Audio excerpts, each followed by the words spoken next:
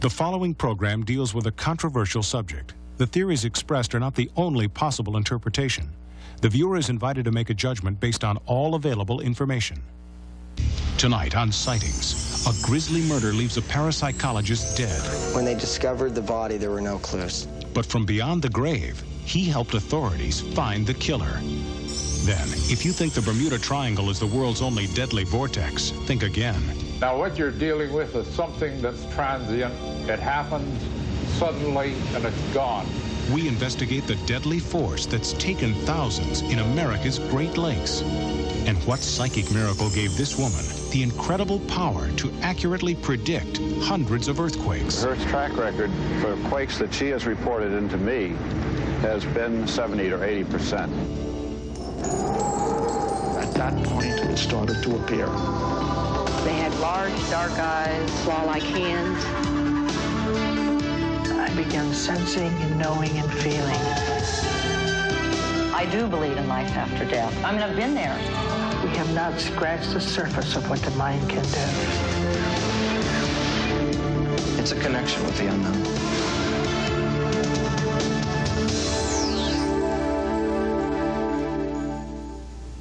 In 1990, psychic Scott Rogo had a horrifying premonition. He saw a man being murdered. The terrifying vision of death haunted his dreams, and most frightening of all was that the murder victim Scott saw was himself. Tragically, it was a premonition that came true. Scott Rogo was internationally recognized as an expert in the paranormal. He was the author of 30 parapsychology books that ranged in subjects from ghosts to premonitions. Ironically, Scott's fatal premonition about his own life would come true. On August 16th, 1990, as a peaceful San Fernando Valley, California sleeps, a grisly murder is taking place. World-renowned parapsychologist Scott Rogo is stabbed to death, his throat slashed.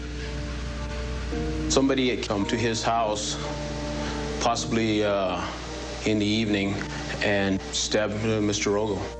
Tragically, Scott's accurate premonition was to be his last. When they discovered the body, there were no clues. There was the actual murder weapon found with blood, and right by the wall closest to the body, there was some fingerprints and blood. But that initial evidence did not lead to the killer's identity. Psychics felt the police needed an expert witness, testimony from the dead man himself. I conducted two separate investigations. One was akin to a private investigation. The other was a psychic investigation. Psychic researcher Betty Bandy asked some of the world's top psychics to try to contact Scott. And what they found would send the investigation in an important new direction. Psychic Armand Marcotte believes the murder victim told him to check the fingerprints on a glass left at the murder scene. They both had a drink to calm their nerves after the crime was committed. The darker of the men, he went to the bathroom, and he forgot to wipe his glass, and it was left there. I wrote a detailed report of the information given to me by the psychics, because a very clear picture did emerge from the psychic report. They went back to the house and did a thorough search of the bathroom. And that's where they found the glass that tied in the present killer that's been convicted and put away since then. That's how they finally came on the path of Mr. Batista. He was convicted of second-degree murder and sentenced, I believe it was 15 years to life. My private belief is that Scott has assisted me in collecting information. Is it possible that Scott Rogo is trying to conduct his own murder investigation from the grave? How else could you explain the psychic's insistence that police re-examine the fingerprints on the glass? And many believe Rogo is still trying to reach out to them because there are still many unanswered questions about the case. The most troubling, that a second murderer is still at large. Psychics won't give up until that killer is found. There's absolutely no doubt in my mind that there was a second suspect. However, at this time, we don't have any idea of who it may be. We don't know race, age. We have no other information of this person. The fingerprint and blood did not match Mr. Batista, the defendant, nor Mr. Rogo. With police at a virtual standstill, we ask psychic detective Nick Nocerino to examine the murder of Scott Rogo. You seem to be interested in Scott Rogo. and he is the person we want to tune into, and we want to find out what happened, and if possible, give you as much information as we can. Nick Nocerino has been a respected psychic investigator for 47 years. He begins a typical murder investigation by visiting the last place the victim was seen alive. Every time I mention his name, I get lots of pain, sharp pain. I don't know whether he's having a heart attack or what's going on. Nick's investigation also takes him to several locations frequented by Scott in the days just before his murder. Nick believes this method of investigation will stir up the tremendous psychic energy necessary to make contact with Scott Rogo. He then brings in a team of psychics to investigate the single most important location in the case, the very house in which Scott Rogo was found stabbed to death. We hope to find out how the man died, if possible who killed him or how many people killed him, and then connected with the killing. There's been a killing here. Each psychic surveys the house, attempting to gather psychic energy. Right around my throat is tightening up immediately, and then it's moving down into my chest area. Besides the stabbing, there was an attempt to choke him. I heard gagging. There were 3 individuals besides the man who was hurt, and blood all around. This is definitely a house that has had a lot of energy, and it still is filled with different energy. There's a lot of anger associated with that too, and it's a frenetic kind of energy. The psychics then agree to break off into 2 separate groups in 2 separate rooms to form seance-like triads. And I call upon the energy of Scott Rogo to assist us in any way he can. There's 3 people involved. 2 came in one car, 1 came in another car. They got in the house. There were 2 people performing the majority of the violence. In 2 separate rooms at almost the same time, the psychics believe they have made contact with Scott Rogo, who is now conducting his own murder investigation from beyond the grave. Their intent when they entered this home was not to kill him. He's screaming. I can't hear what he's screaming, but I can hear him screaming. Things just got out of hand. One of them short. 5'6", 5'7", overweight. Kind of long, wavy, black hair, maybe a little balding on the top. He may be the one who has the tattoo on his arm. Scar. It's a mark on his face. Right below his eye. Tiny little mustache. See a car parked. Bandana on the head, not a hairnet. BWY. Bushy eyebrows. 436. Romano. Romano's the last name. Jesus. Jason, James, Alexander, all those names fit the big one. They're within 100 miles of here. Oh, these are the names of the other guys. According to the psychic team, this is the killer of Scott Rogo. Both triads, independent of each other, provided the same description. The man was about 5'6", 5'7", round of face, Hispanic, tiny little mustache, black oily wavy hair with a bandana, long police record. He was the one perpetrating most of the violence. This is the man the psychics believe killed Scott Rogo. He is Hispanic, about 5'7" tall, 160 pounds in weight, and still living, they believe, in the Southern California area. The sketch and description have been handed over to police for further investigation. The product, psychics believe, of Scott Rogo's ghostly communication about the face behind the bloody handprint. His presence to me was still very strong in that house, and hoping that somebody will uncover some aspect of the crime. Police policy prohibits comment on this unsolved case, but we will follow their developments and hope to bring you an update of the Scott Rogo case in the near future. Coming up, the Bermuda Triangle has nothing on these lakes. Now, what you're dealing with is something that's transient. It happens suddenly and it's gone. We investigate the deadly force that haunts America's Great Lakes. The Bermuda Triangle may be the most famous vortex of mystery and death in the world, but it's not the only one. The Great Lakes Triangle, right here in the United States, has been almost as deadly. Hundreds of people have vanished in an area which many believe is a gateway to oblivion. There is a force that has survived from folklore to scientific fact. Bizarre anomalies that rival the Bermuda Triangle. A ship, the Edmund Fitzgerald, built to withstand the most violent weather, sinks in less than a minute. A modern jet airliner crashes into Lake Michigan in clear weather. These are only two of the thousands of shipwrecks and plane crashes that have plagued the Great Lakes since earliest recorded history. The most dangerous zone is known as the Marsburg Vortex in Lake Ontario, but disappearances routinely occur throughout a larger area known as the Great Lakes Triangle. Marine insurance records show that more than 15,000 shipwrecks, plane crashes, and other mysterious catastrophes over the past 200 years have given the Great Lakes Triangle a deadly reputation, with the highest concentration of unexplained accidents in the world. With Marysburg, what you get is exactly the same type of things. You're getting down in around the Bermuda Triangle, disappearing people, disappearing ships and that. We have found that there is at least one major link between all these crashes and disappearances. The ever-present magnetic fields which wrap the Earth appear to act differently in the Great Lakes Triangle. A compass reading on one day can be totally different the next, making critical navigational systems inoperative. We found, even using 3 separate compasses, all the readings being very much similar, that when we plotted that on a chart, we were nowhere near. One case, we were a quarter mile on shore, and yet we're 5 miles physically on the boat offshore.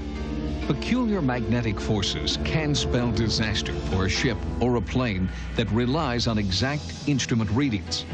Could strange magnetic forces in the Great Lakes Triangle be enough to throw ships and planes wildly off course and into fatal situations? Some believe that's exactly what caused the 729-foot Edmund Fitzgerald to sink to the bottom of Lake Superior. This state-of-the-art vessel had 2 independent radar systems thought to be infallible, but they weren't. En route to Cleveland, Ohio, disaster struck. November 10th, 1975, 5 p.m. The Edmund Fitzgerald is fully loaded with iron ore and leaves port.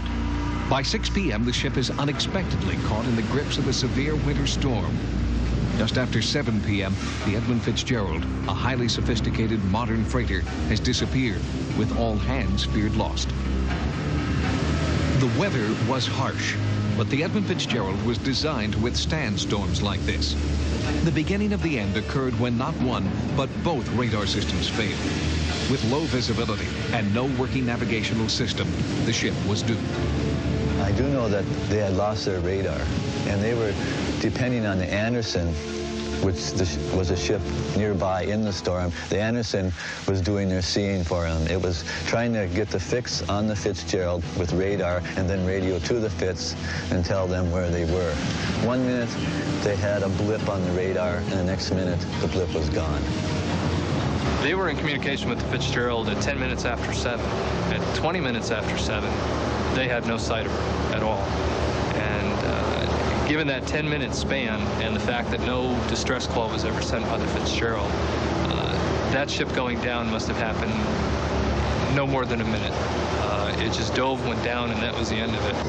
So I understand you had him visually and on the radar, and you lost him in both respects.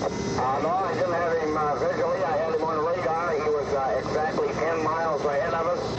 I asked him how he was making out with his problem. He said he lost those vents and he had a lift, and he said he was holding his own. I lost contact after that.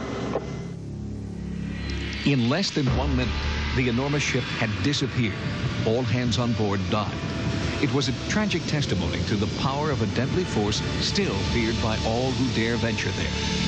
I think in a lot of people's mind, there is something missing. There's one little fact or something that went wrong or something that happened that maybe we'll never know about. Something mysterious, something unexplained.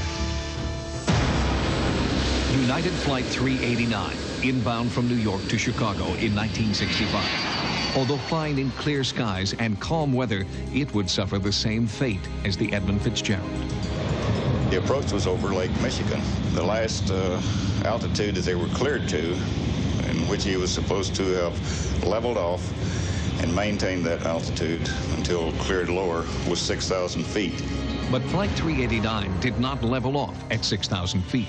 The aircraft struck the water in a descending attitude. It spread over about 1.6 miles, and it sank in about 250 feet of water. We know there was no mid-air collision. We know there was no structural failure. We know the engines were operating properly. Everything appeared to be normal up until the aircraft disappeared. Unpredictable magnetic energies that ripple through the entire 100,000 square mile area of the Great Lakes may explain what happened. Now, what you're dealing with is something that's transient. It happens suddenly and it's gone. You haven't got any actual scientific measurements. What we know is that there's actually magnetic anomalies in the area. How they could cause these mysterious disappearances, how they could cause the sinking, no one seems to know. Magnetic forces that can kill. Do they exist in the Great Lakes Triangle? Researchers continue to study the bizarre quirk of nature that has taken so many lives. In the past year alone, nearly 35 boats and planes have vanished without a trace. Coming up, what gave this woman the psychic power to accurately predict earthquakes? I just sat there and cried because I knew people were going to die. And I spent the next 6 hours on the telephone trying to warn people that a major quake was going to hit Mexico. People who have been near death report many kinds of paranormal experience. After a miraculous recovery, a very special few claim to have new, unexplainable psychic powers, powers they believe were bestowed upon them through a controversial phenomenon known as soul exchange. The soul that is in the body leaves. Another totally different soul comes in. The idea of an exchange was explained to her. If she really wanted to die, that would be fine, but why should she die? Because it was a perfectly good body. A total of 13 separate sounds that I hear all the time. When the sound changed, an earthquake would happen within 72 hours. I think they are tuning into another dimension of experience that is normally closed off to us. The concept is known as soul exchange, or as the walk-in phenomenon. In a soul exchange, one soul leaves the physical body and a new soul walks in. Well, a walk-in is a highly developed soul from previous lifetimes who has earned the right, if he wants to come into an adult body to complete a project that he would like to do. The walk-in, or soul exchange, occurs at a time of personal crisis.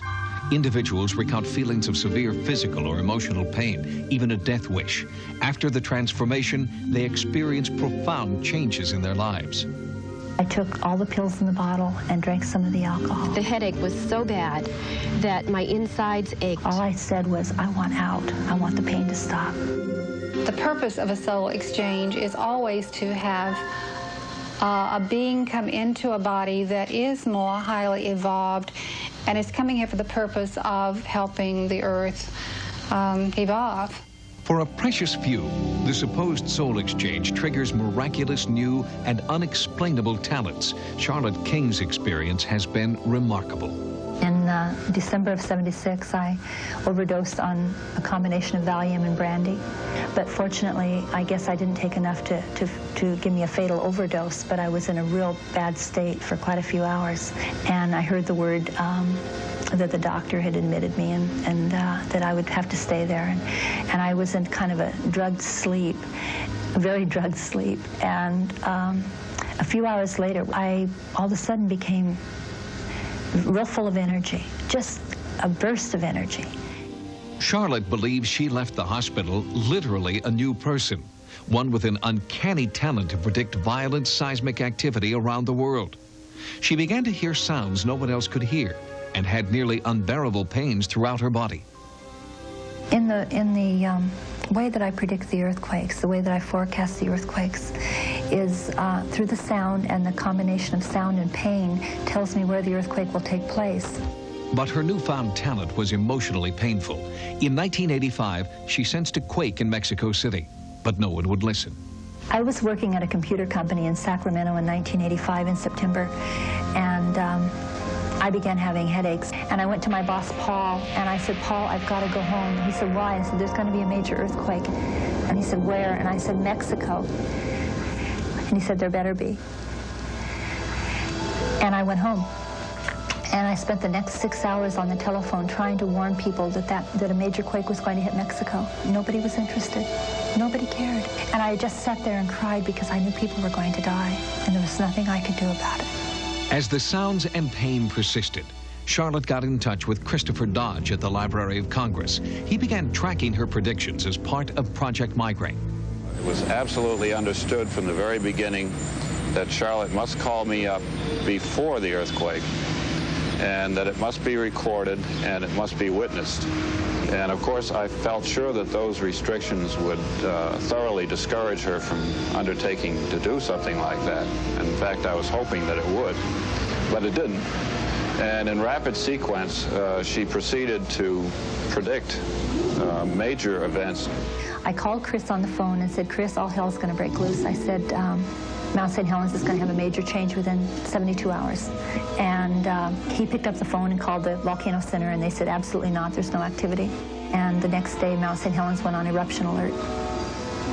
And it blew a few days later in April. Over time, I would say that her track record for quakes that she has reported into me has been between 7 and 8 on a scale of 10, or in other words, 70 or 80%.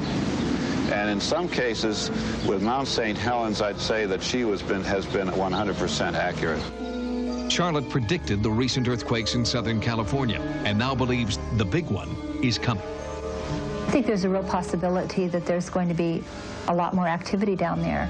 There's just a whole different feeling to this series of earthquakes, both in northern and southern California, that have been occurring since April the 23rd.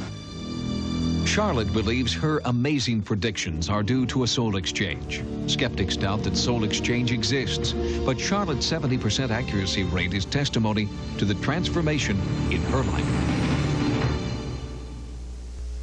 Thanks for joining us. For Sightings, I'm Tim White. Good night. On the next Sightings, has science learned how to beat death with the latest technology in cryogenics? And would you be willing to be frozen to death to extend your life? Plus, an entire town that claims to be reincarnated. All on the next Sightings. Tomorrow on the season premiere of Code 3, be there when a daredevil stunt turns to tragedy and a bungee jumper's cord snaps right before your eyes. Code 3 tomorrow after the season premiere of Cops. And Sunday, get ready for TV history in the making as Rock returns live with no retakes, no second chances, and no telling what will happen. See the season premiere of Rock live Sunday after the classic first episode of In Living Color. Now, stay tuned for an all-new Rachel Gunn.